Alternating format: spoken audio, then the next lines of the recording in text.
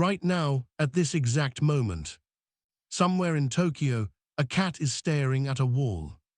In a farmhouse outside Lyon, France, a cat sits perfectly still in the center of an empty room, eyes locked on a corner, not blinking, not moving, just watching something that is not there. In an apartment in Sao Paulo, in a house in Lagos, in a fishing village in rural Indonesia, the same thing is happening simultaneously across every culture, every climate, every geography on Earth. Cats are watching something we cannot see. Scientists have studied this for decades. They have proposed theories. They have run experiments. They have measured frequencies and mapped neural activity and examined eye physiology with instruments of extraordinary precision. And they still do not have a complete answer. But here is what they do know. The cat is not confused. It is not bored. It is not experiencing some random neurological misfire. Everything about the animal's biology in those moments suggests it is receiving real information, processing real input, responding to something that exists in the world but outside the bandwidth of human perception. Think about that. There is information in the room you are sitting in right now, real, physical information, and you cannot access it, not because it does not exist, but because you were not built to receive it. Now, what if survival worked the same way? What if the information that keeps people alive in genuine crisis is already present, already available, and most people simply do not have the tools to receive it, not because the tools are unavailable, but because they were sold the wrong ones, because an industry worth $15 billion a year convinced them that survival is something you purchase rather than something you develop. The cat does not go to a store before it can see what is in the corner. It was built to see it. And here is the question that this documentary is going to spend 30 minutes answering. What were you built for, and have you ever actually used it?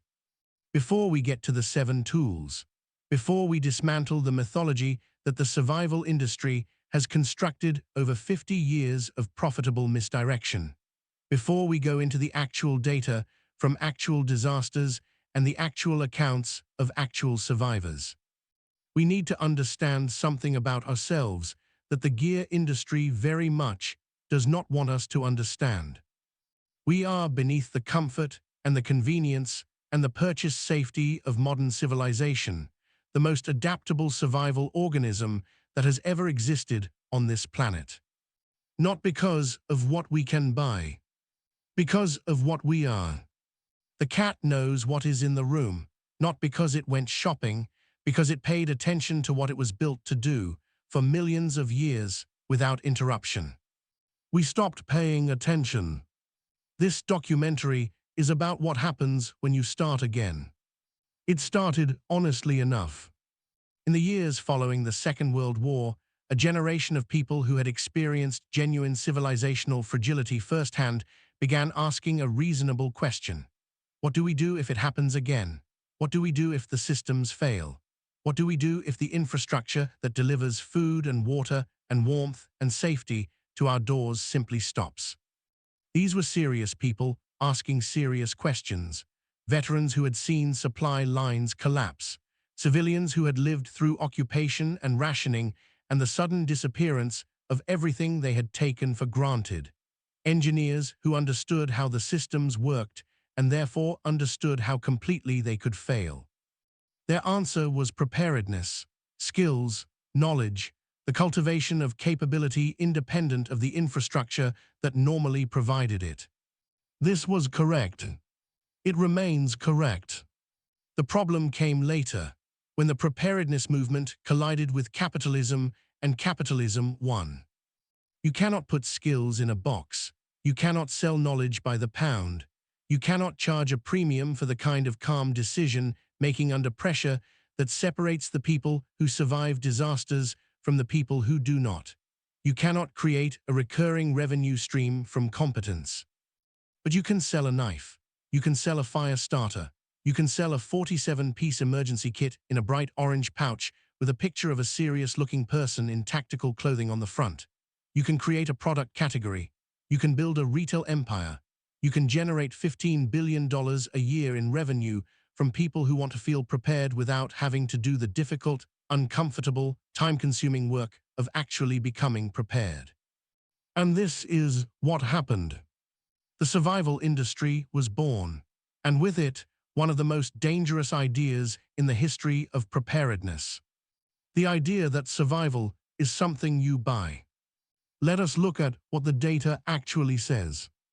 In 2018, researchers at the University of Colorado conducted a comprehensive analysis of survivor accounts from 15 major natural disaster events over a 30-year period.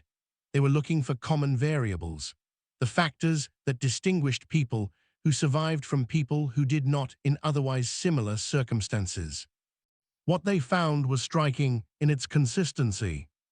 Equipment ownership did not appear as a significant predictor of survival outcomes. Across the dataset, people with extensive survival gear did not survive at meaningfully higher rates than people with minimal gear. What did predict survival outcomes? Prior mental rehearsal of emergency scenarios, the existence of a pre-made decision framework for when to act and how, the quality of the social network available to the individual in the immediate post-disaster period, and a variable the researchers described as psychological stability under acute stress. 4 factors, none of them available in a store. This is not an argument against all equipment. Some tools matter. 2 of the 7 on this list are physical objects, but they are tools that enhance existing capability rather than substitute for absent capability. And they are not the tools the survival industry spends the most time selling you. The tools the survival industry most aggressively promotes are the ones that create the feeling of preparedness without requiring the development of actual preparedness.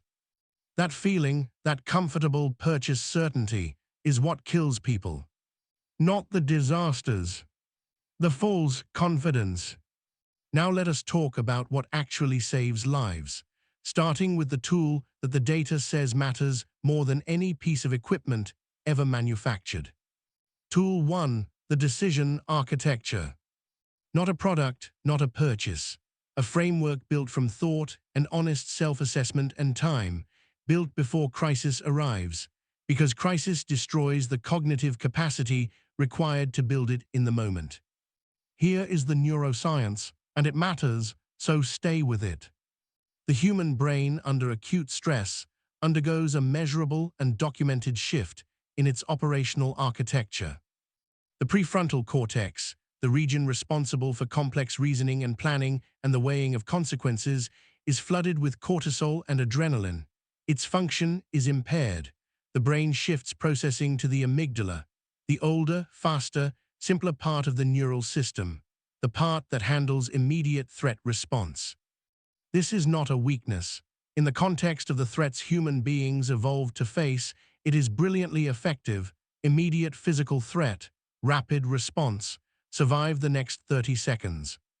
But it is catastrophically poorly suited to the complex, multivariable decision-making that modern disaster scenarios require, when you need to assess an evacuation route, when you need to weigh the risk of staying against the risk of moving, when you need to make a medical decision about someone who is injured.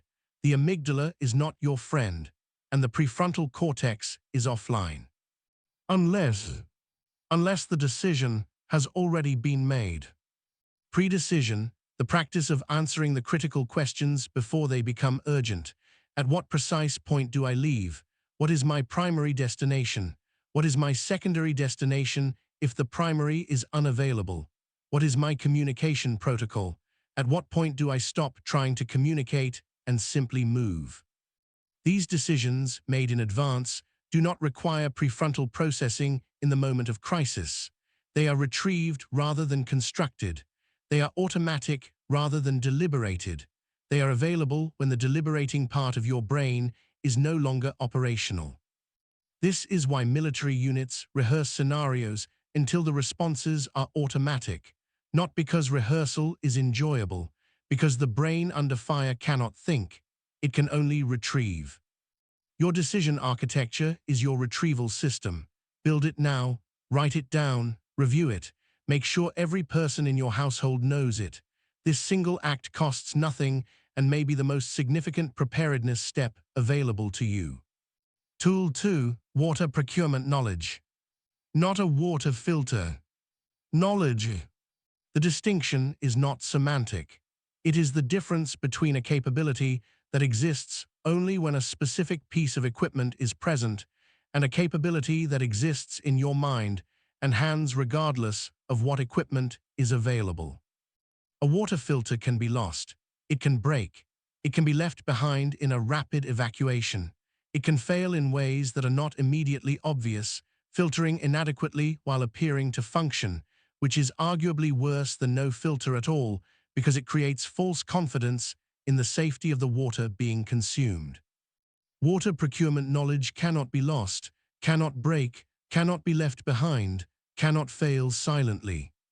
What this knowledge consists of: the ability to locate water sources in your specific geographic environment without technological assistance, the ability to assess the relative safety of a water source through physical observation and smell and context, the hierarchy of improvised purification methods from most to least effective, applicable without specialized equipment, the construction of a solar still for water extraction in arid environments, the collection and processing of rainwater, the recognition of contamination types that purification cannot address, and the decision protocols those situations require.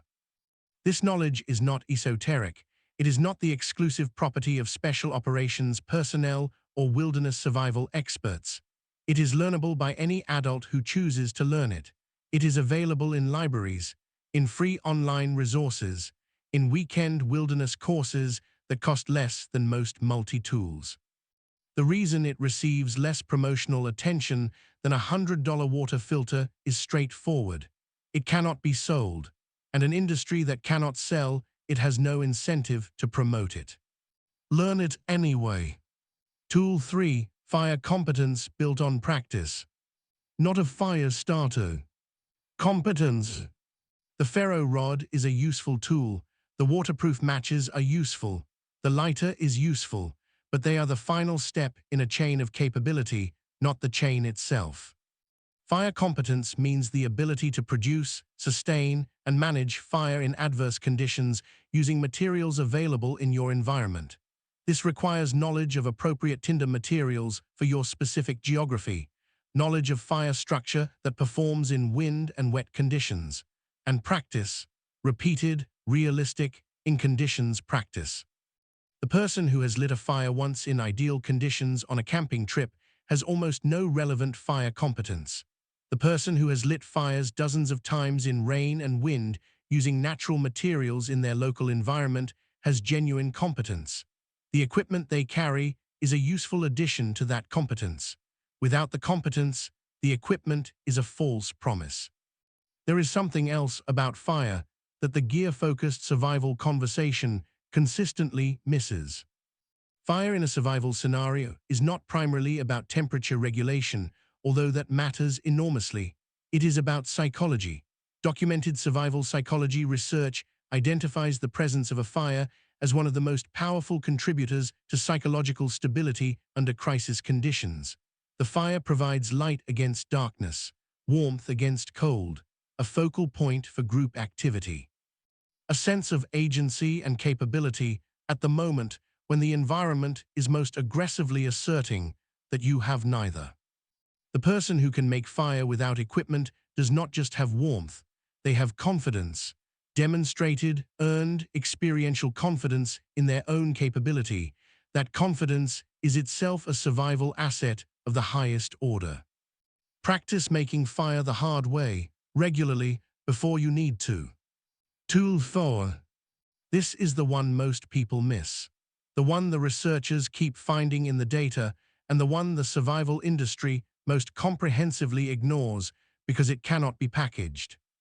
Medical knowledge beyond the first aid kit. Not the kit, the knowledge. Consider the scenario carefully. You have a first aid kit. It is well stocked. It has bandages and antiseptic and pain medication and a folded instruction card. And now consider the conditions under which a first aid kit becomes catastrophically inadequate. When professional medical care is not coming, when the emergency is not measured in hours but in days or weeks, when the injury is serious rather than minor, when the person who knows the most first aid is the one who was injured, when the situation requires ongoing wound management rather than a single intervention.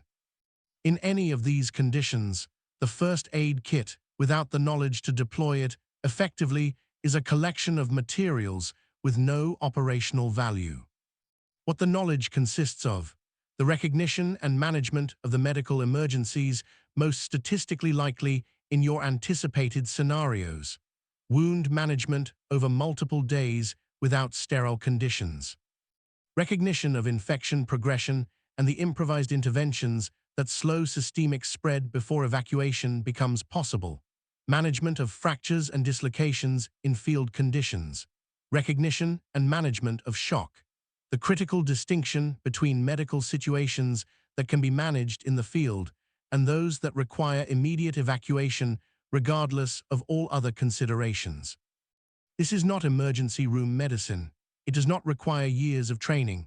It requires the commitment to learn what is learnable and to practice what is practicable. Wilderness First Responder courses deliver 80 hours of exactly this training designed for exactly this context. They exist in almost every region. They cost several $100s for the training itself, which is to say they cost less than most well-stocked first aid kits. The people who take these courses describe a consistent experience. For the first time, they understand the gap between having a kit and having capability, and having understood it, they cannot ununderstand it. Close the gap, take the course. Tool 5, the human network. Stop. Before you move past this one, because it sounds soft, because it sounds like the kind of advice you get from a motivational speaker rather than a survival trainer. Before you decide that the lone self-sufficient individual with the perfect gear loadout is the real survival model and the human network is a nice idea for people who do not have good gear. Stop. Because the data on this is not ambiguous, not slightly in favor of networks over isolation, not nuanced in ways that leave room for the well-equipped individualist to make a case. The data is unambiguous, overwhelming, consistent across every major disaster study, every historical analysis of civilizational collapse and recovery, every field account from every crisis environment where researchers have collected honest information. Human groups survive, human individuals do not, at least not for long, and not well. The logic is elementary once stated. No single individual can simultaneously possess all the competencies relevant to long-term survival: medical knowledge, agricultural knowledge, mechanical capability, construction knowledge, navigation, social conflict management, water and food procurement expertise, fire and thermal management, security assessment. Each of these represents a significant field of knowledge.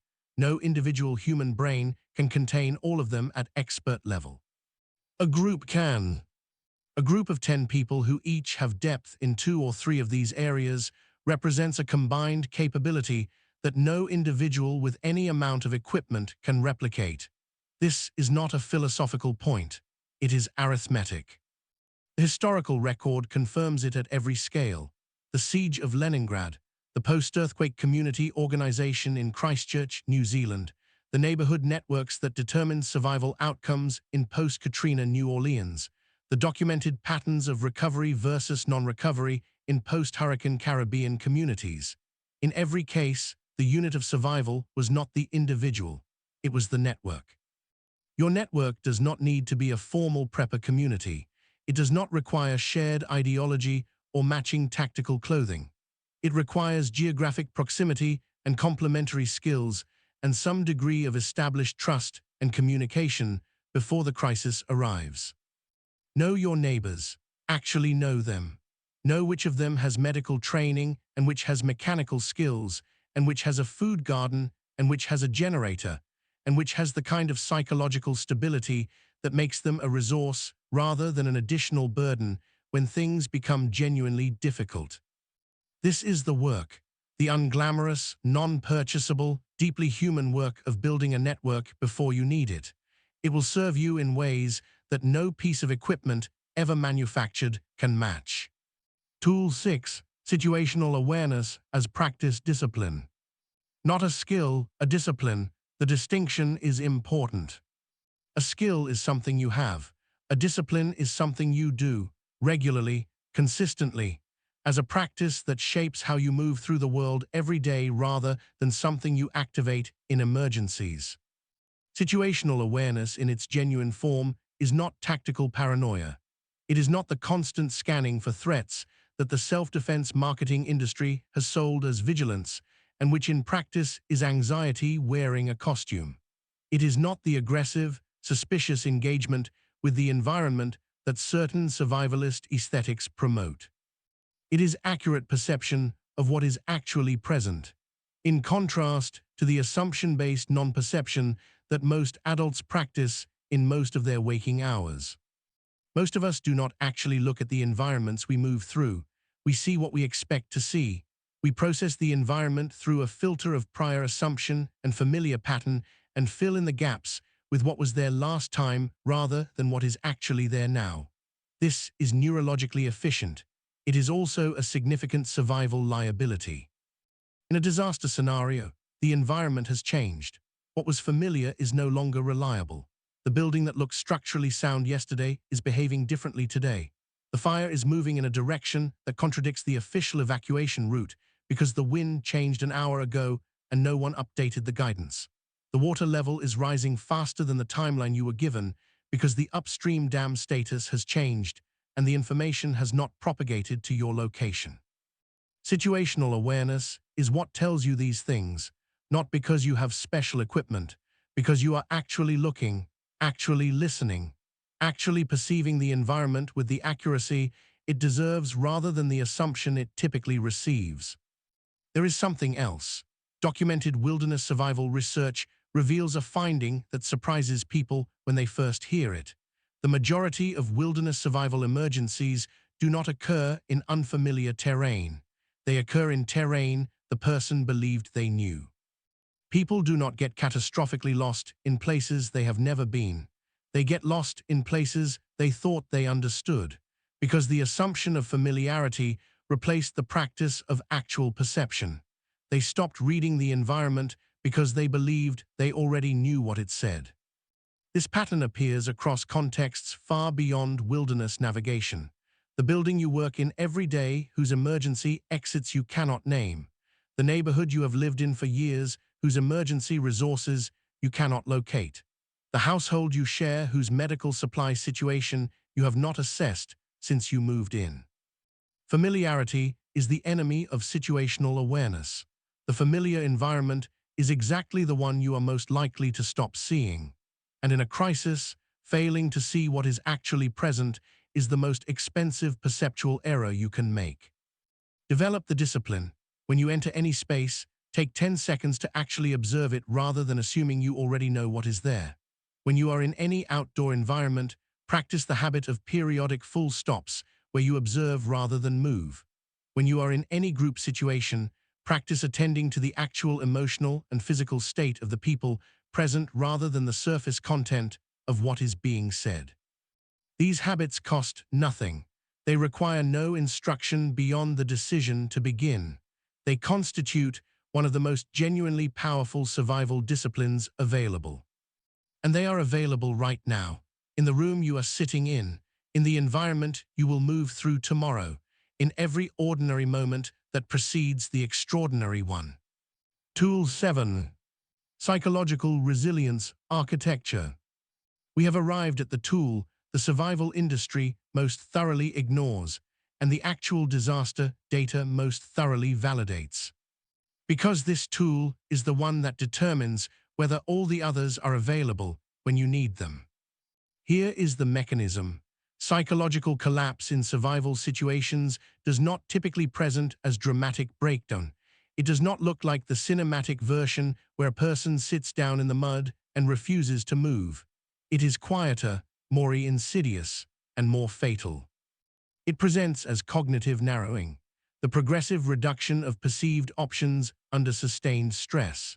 The tunnel vision that survival psychologists have documented in case after case, where the fatal outcome was not the absence of a solution, but the failure to perceive a solution that was available. The person who died of dehydration within 2 kilometers of a water source, not because they could not have found it, because the stress they were under had narrowed their cognitive field to the immediate and the obvious, and the water was neither. The person who remained in a dangerous structure long after the moment when leaving was still viable, not because they could not leave, because the stress had reduced their perceived options to stay or risk the unknown, and the known danger felt more manageable than the unknown one. Psychological resilience does not prevent this narrowing, but it delays it. It extends the window of functional cognition.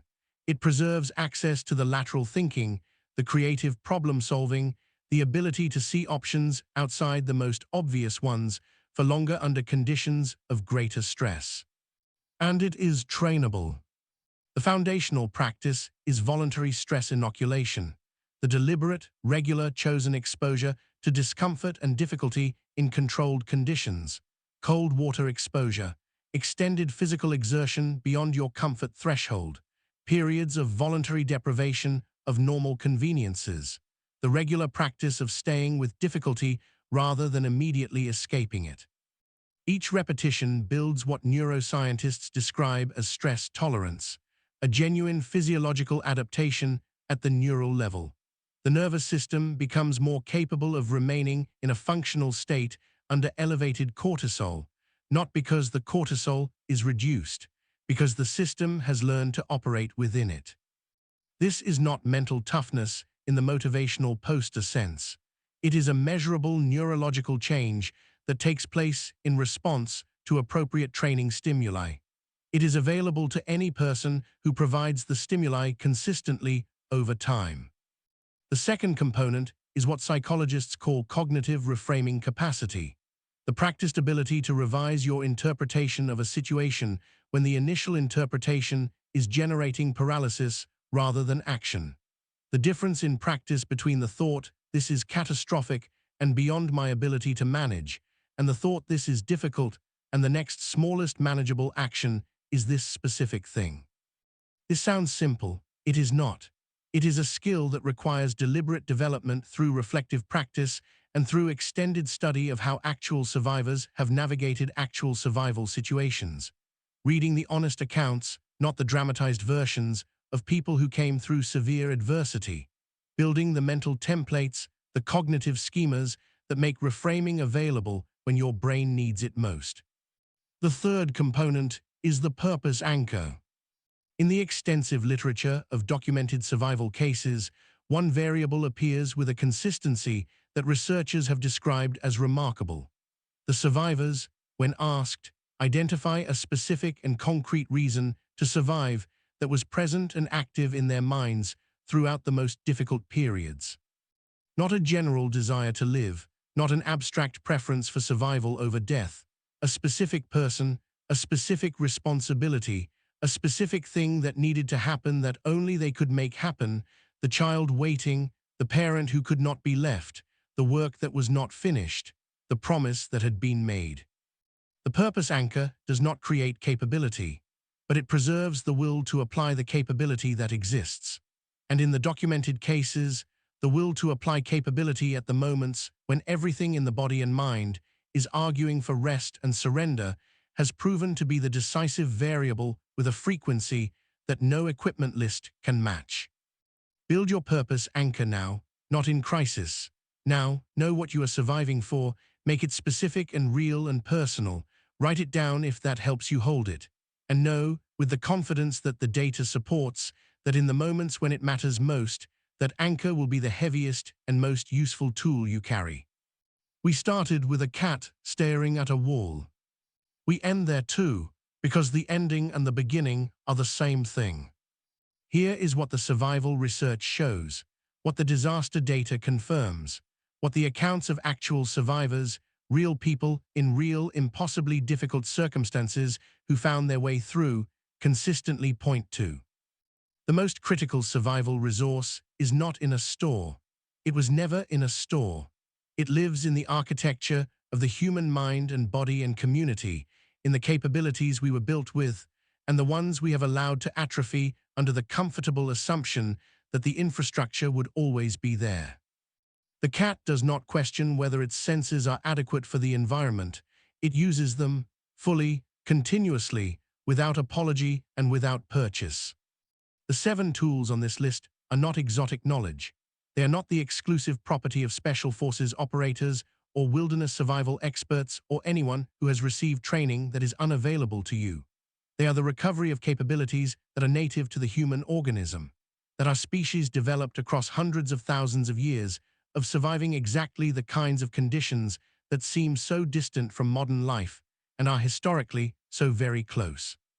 The decision architecture, water knowledge, fire competence, medical capability, the human network, situational awareness, psychological resilience. These are not products, they are practices. They are developed over time through deliberate investment of attention and effort. They are available to anyone who chooses them, and they are, the data says with remarkable consistency, what actually saves lives when the systems fail. The survival industry will continue to exist. It will continue to produce equipment, some of which has genuine value.